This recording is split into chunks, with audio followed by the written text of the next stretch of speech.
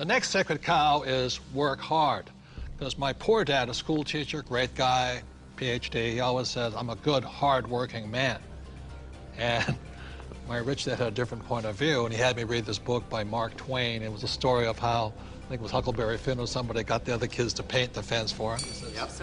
He says, that's working hard. You want other people to work hard for you, and you want your money to work hard for you. That was his lesson. And a lot of people really, you know, they can't wait till Friday because they hate their work so much, and they dread Sunday because they have to go back to work. With us, I would say most of us are working 24/7, but we're working differently.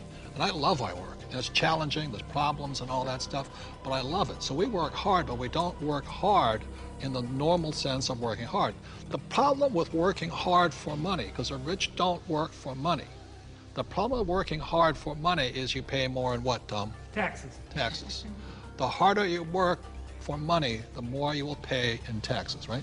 Well, right. If instead of working hard for money, like you're talking about, instead if you work for assets, then you pay a lot less taxes because the tax law, again, is geared towards building assets. Because as we build assets, we build the economy. Time out.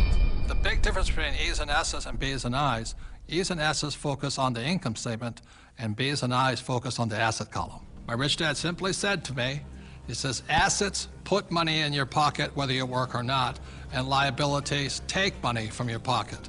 For example, my house is a liability because it takes money from my pocket every single month.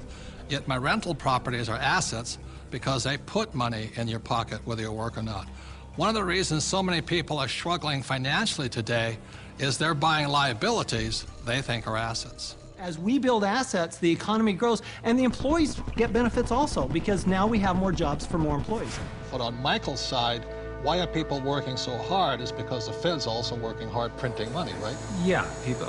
I've got friends that just say, I need to get more hours, or I need to get a second job or something like that.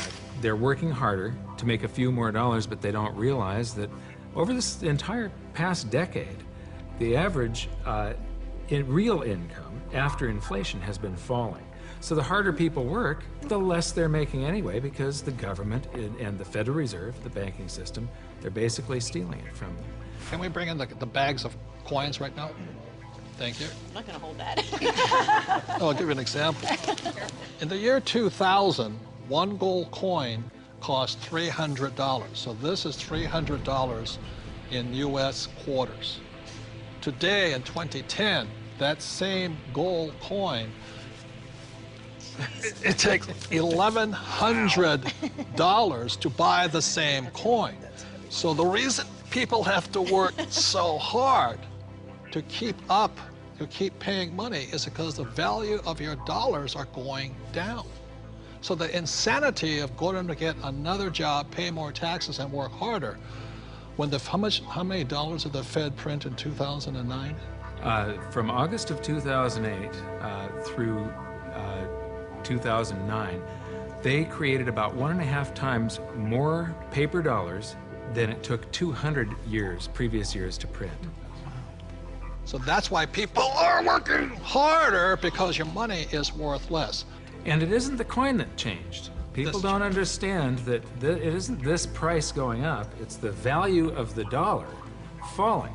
It's the currency that's changing. The can of soup in the grocery store, that can of Campbell's soup, it's the same can with the same contents from back in 1950 when it was 15 cents to today where it's $1.95 or whatever it is. So that's why